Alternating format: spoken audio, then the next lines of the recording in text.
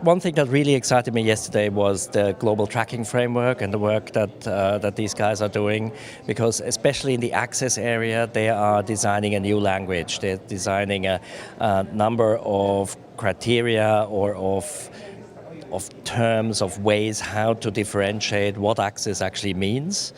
How much access you actually get or don't get. So they're bringing a very high quality into the discussion, which is really new territory. I've heard more people here at this conference talking about climate change than I expected. I knew they'd be talking about energy as a poverty element, but really making the connection has been powerful to see and reassuring to know that that understanding is, if it's not at the government level, it's certainly at all other levels in these countries. So that's very encouraging for our future.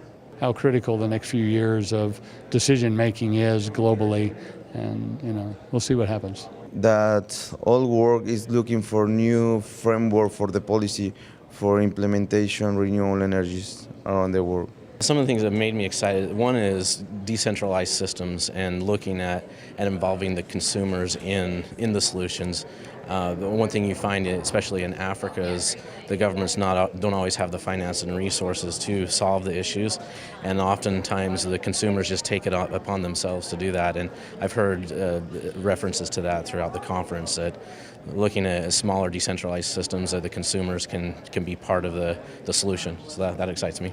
I think here I've heard several interesting things. For me, the increased participation of the private sector is really important. So it's not so much what I've heard, but what I've seen. And I think in our cases, we hope to build a market. We can't do that without the private sector. Probably it is just the sheer number of people who are interested in this space and how much support. I've been working in off-grid energy for about 7 years, and it really feels like there's now an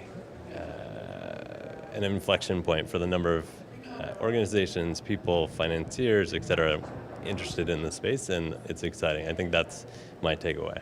It sounds like renewable energy is becoming cost competitive with traditional forms of energy generation. So once the economics are lined up, it's really just a thing of pushing it forward through social pressure. So I think organizations and initiatives like this are really going to catalyze that momentum and help us advance this goal. Sustainable Energy for All has been really great at not just the high-level discussion, but really the concrete actions that are happening on the ground and how to connect everybody. And I think that's been the most really wonderful thing that I've seen here, and it's really given me some inspiration and things to do when I get back home. I think what's really interesting is that you have a platform here that's a multi-stakeholder platform in a very true sense. You have the private sector, you have academia, you have civil society, governments, talking as equals and all engaged on the substance of the global transition to come, rather than discussing politics. And I think that's, for me, the most interesting part of this.